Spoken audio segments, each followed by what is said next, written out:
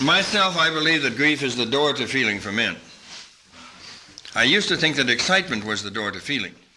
I was wrong. Excitement is the door to excitement. Right. And I learned how to give an exciting poetry reading. And then a friend of mine said, listen, Robert, after you finish the reading, people are bouncing off the walls. You realize that they're going to have forgotten it by tomorrow morning? I said, what do you mean? And he said, well, feeling is not the same thing. In feeling, often people don't respond directly. They don't get excited. They take it to the back of their heads and hold it. And it's still with them 3 weeks later. That's called feeling. So that's one reason that I use this, because this helps take me out of excitement.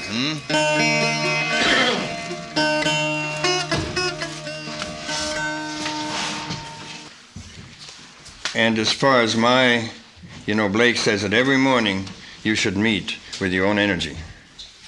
You are not just to receive the sun, and so on. Whitman has this wonderful line. This terrific energy of the sun that comes towards me every day would kill me if I didn't send that same sun back out of me. That's not the exact phrasing, but that's what he says. So that's very Blakean, in which your job is not to receive the sun, which is okay, but that energy has to come out of you like that. And that's a very old idea, The apes in Egypt held their hands up to help the sun rise. Mm-hmm. Yes, and I think when Paracelsus had the heart was the interior sun out of which your sun beautiful moved to that sun. The heart was the interior sun? Yeah.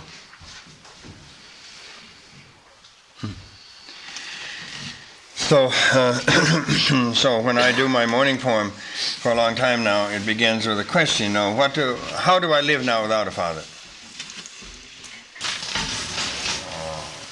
From one point of view, most of the time we fall down to the bottom level, and we stay there in self-pity and isolation.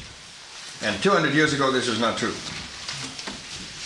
200 years ago, maybe 15% of the men, I'd say now 70%. This is a loss. Do you feel it? Because the men you meet, they'll pull you in with them. And there's something good about that whole English thing, because sometimes you'll be with an American, you'll be with Americans, and they say, I don't know about this and this and this. I don't know about this. And then suddenly an Englishman comes and says, outrageous, ridiculous, I never heard anything so outrageous. Why not? So that's a loss. Secondly, that the power and authority has been lost in our language and in our concepts.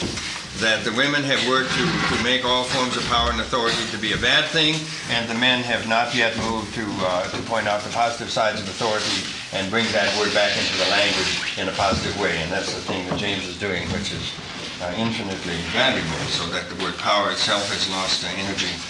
And there's a bankruptcy of language around power. Just like the savings accounts, things goes bankrupt. Third, one Michael did yesterday, the collapse of the cosmic father, the collapse of this fantastic energy that supported men and gave them confidence in their own ability to rise and to grow and to move. That thing was, as Michael suggested yesterday, must have been fantastic at one point. So when you walked out of the room, out of your house in the morning, you were full of joy at being a man because you were connected with this. And the women weren't connected, well, it's too bad. Maybe they'll have a chance next time. It's okay. And we were mentioning yesterday how awful it is sometimes when there's a minister and you're at a funeral and you want to grieve, and this goddamn minister is there saying, well, of course, he went because God called him, and he's gone to a better place, and so on. And a friend of mine, it's hard to do anything with these ministers when they talk this way, because there's other people around. And a friend of mine was going through the line, and he felt it. It was a friend of his that had died, and he leaned up to the minister and he said, bullshit.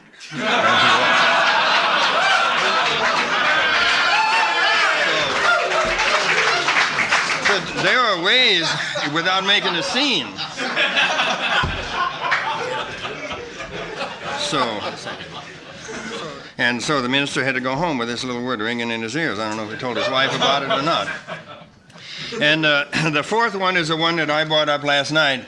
The fourth loss has been the fallen nature of the gods that we have lived with for centuries. And Blake made it very clear how the god of rationality, which was so important for Socrates, he thought it was going to save everything in the whole Greek culture, what it turned into. How the Nazis, how the best professors in Germany worked with the Nazis. How the professors of reason and rationality turned in and defended the Nazi state. Are you kidding? This was what Socrates expected would lead to truth?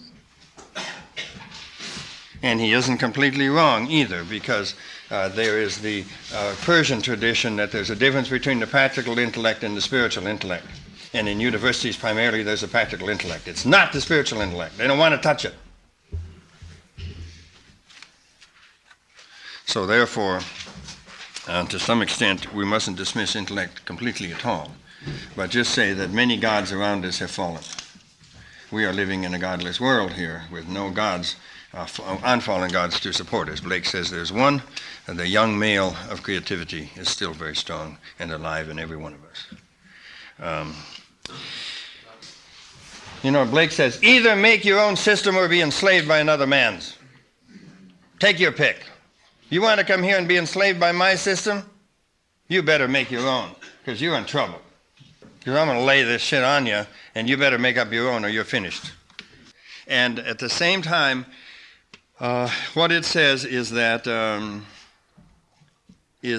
even though the outer structure has fallen, the inner structure is still possible, but you will not receive it as a gift.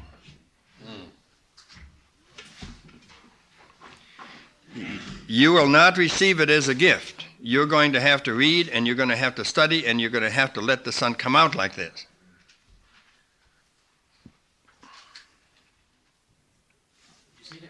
The outer structure has fallen, and it's quite conclusive, really, that has happened. But the inner structure is still perfectly possible inside each of us. But that inner structure was once given as a kind of mirror image from the outer structure. You follow me? You woke up in the morning, you don't know why, suddenly you feel really structured inside as a man, because you're walking out and everything is happening around you, and all the ritual men are there with their orders and not bitching about being 32nd in the order instead of 29th. Everyone's accepting their order, and the whole structure is present and goes into your body by osmosis. Now nothing goes into your body by osmosis. So therefore, if you want to do it, you have to do the work. Which means you have to do the reading, and you have to do the grief work, and you have to do, I think, the production. So we were talking last night of how it may be damaging for men who have already been here 3 or 4 times, and they haven't made any real motion. So we're thinking of saying, unless you want to do some work and write, you're not allowed to come back. Come back here after 3 years. Stay away. We have to work each year to produce new material. Why the hell should we do it and you don't do anything? You just come back for an entertainment to have a nice time. Fuck that. So, anyway, that's just something one thinks of here. Because, in a way, the new men, those of you who are new here, there's a big feeling of loss that I could feel with you yesterday. What else could you feel from the material we're giving you? It was quite proper. We're laying out these losses and so on with you. And you feel loss, and you feel a kind of loss of energy and a loss of purpose, and that's quite proper. But some of the older ones are feeling something else. They're feeling the fact that the energy, that they get energized, and then they just go into a slump, and then they come back and try to get another hit, and then they go into a slump. That's a more dangerous passivity that some of them have than the one that you have here in feeling lost. All right, so the fifth losses that were described was described by James, which is the therapy that is so much help in going down into the grief is becoming a commercial process in which they find new diseased parts of yourself so that they can keep you there for a while. And to a certain extent, the therapists, consciously or unconsciously, may have a desire to keep you in your remembrance of the painful parts of your childhood, because that's where they are helpful. A friend of mine, Carrie Otis, who's a wonderful comic from Los Angeles, came to Minneapolis to the comedy club. We were walking over the bridge, and I was talking about this thing. I mentioned to you, and I mentioned the selective memory thing. And Carrie says, "Oh, God, yes. Incredible you'd say that, because last week I was with my brother. You know, I had a terrible family," Carrie says. They're dentists in Chicago and stuff, and this is awful childhood and everything. I was talking with my brother, and he said, he started talking about a certain Saturday when it was so beautiful, and this happened, and this happened, and this happened there by the lake, and this happened, and it's so beautiful, and people did these wonderful things and all that, you know. And Carrie said, "Oh, wow, I wish I'd been there." And the brother said, "You were there, Carrie. You were there that day." And Carrie was stunned to realize that by choosing to look, he had to deny that part. He had to overlook that part. And he was really stunned with the possibility that his memories of childhood were completely skewed. Like the 3-year-old in him had decided to be a depressed person. And if the 3-year-old controls your health, it sure as hell can control your memory. Don't worry about that. Okay, so those are 5 losses that we've been talking about. So these are a list of losses, collapses, events that cause unrest, disease, helplessness. How can we find passion and purpose among so many collapses?